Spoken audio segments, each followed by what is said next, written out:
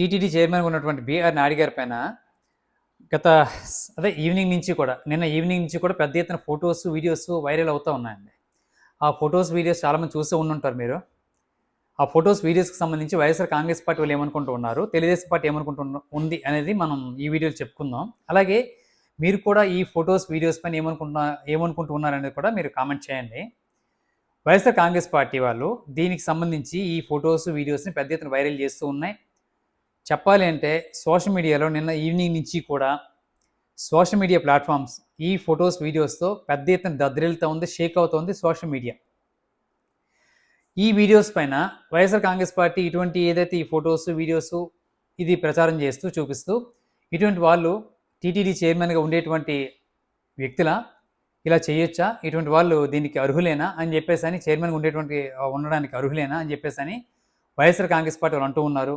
Telugu Desam party వాళ్ళు ఏంటంటే BR Naidu గారు అటువంటి వారు కారు, చాలా మంచివారు బీఆర్ నాయుడు గారు, అటువంటి పనులు చేయరు, అటువంటి వాళ్ళు కాదని చెప్పేసని చెప్తూ ఉన్నారు. అలాగే ఈ ఫొటోస్, ఈ వీడియోస్ ఏవైతే ఉన్నాయో ఇవి ఒక ఆర్టిఫిషియల్‌గా క్రియేట్ చేసినటువంటివి, ఒక ఏఐ ఫ్యాబ్రికేటెడ్ వీడియోస్, ఇవన్నీ కూడా ఫేక్ వీడియోస్, ఫేక్ ఫొటోస్ అని చెప్పేసని వీళ్ళు కొట్టిపడేస్తూ ఉన్నారనమాట.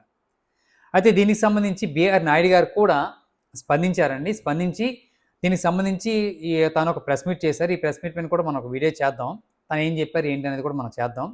సో ఈ ఫొటోస్, ఈ వీడియోస్ ఏవైతే పెద్ద ఎత్తున వైరల్ అవుతూ ఉన్నాయో దీనికి సంబంధించి ఒక సామాన్య ప్రజలుగా ఈ ఫొటోస్, ఈ వీడియోస్ నిజమైనవే అయి ఉండుంటే కనుక దీనికి సంబంధించి మరి మీరేమనుకుంటున్నారు అనేది కూడా కామెంట్లో చెప్పండి.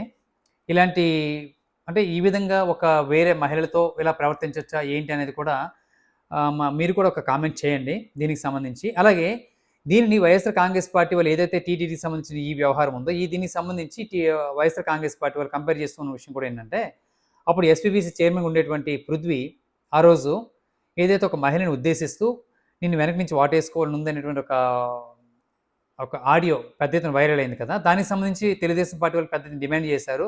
అటువంటి వ్యక్తి ఎస్పీబీసీ చైర్మన్గా ఉండేటువంటి వ్యక్తి ఉండడానికి అసలు అర్హుడే కాదు, అన్ఫిట్ అని చెప్పేసి అని పెద్ద ఎత్తున డిమాండ్ చేశారు. సో దీనికి సంబంధించి ఆ రోజు జగన్మోహన్ రెడ్డి గారు వెంటనే చర్యలు తీసుకున్నారు. రాజీనామా చేపించి పక్కన పెట్టేశారు ఆ పృథ్వీని ఆ రోజు.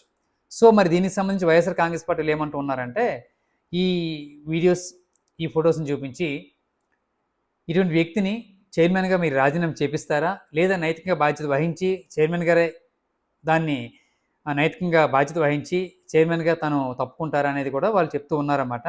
మరి చైర్మన్ గారు కూడా దీనికి సంబంధించి ఒక ప్రెస్ మీట్ చేశారు కాబట్టి దీనికి సంబంధించి కూడా తను ఏమన్నారనేది కూడా మనం ఒక వీడియో ఈవినింగ్ చేద్దాం.